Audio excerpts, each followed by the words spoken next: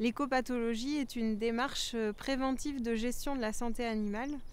En fait, elle consiste à rechercher les facteurs de risque dans l'environnement de l'élevage ou dans les pratiques de l'éleveur. Par exemple, on va regarder comment l'éleveur gère l'alimentation du troupeau ou comment sont organisés les bâtiments d'élevage, comment est géré le troupeau dans les bâtiments.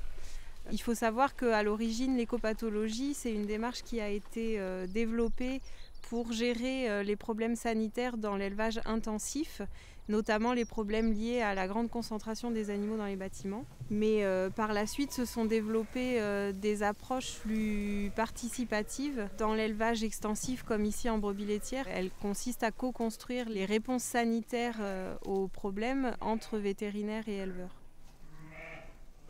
Je vois rien d'anormal. Non.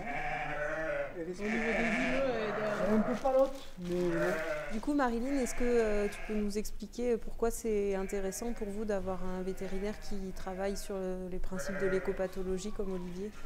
je voulais faire du préventif et puis trouver les systématiques sur les problèmes. Quand on a un problème, on a eu un problème de parasitisme, on a trouvé la solution. Mais on en a parlé autour de la table, c'est pas de suite le traitement. On cherche la cause, le pourquoi, et après, s'il faut, on traite. Du coup, ça veut dire que le vétérinaire, il questionne beaucoup l'éleveur sur ses pratiques, sur l'alimentation, sur...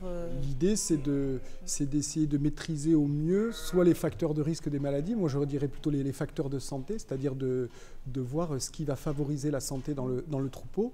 Et donc un animal bien nourri, bien logé, bien soigné a beaucoup moins de chances de faire une maladie qu'un animal qui serait moins bien alimenté, avec des problèmes de bâtiment ou des problèmes, comme Marilyn parlait du parasitisme. On essaye avant de voir s'il y a besoin de traiter ou non, on essaie de comprendre quel est le système de pâturage, comment elle assure les rotations de ces prairies, est-ce qu'il y a des prairies qui sont pâturées de façon régulière ou non.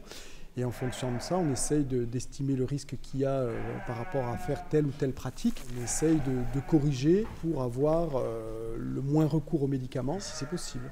L'enjeu pour nous, c'est d'arriver aujourd'hui à faire véritablement le lien entre le sol et le troupeau, en travaillant sur la santé des animaux avec, je dirais, les principes de l'écopathologie, et puis sur le système d'exploitation, le sol, le terroir, sur les principes de l'agroécologie.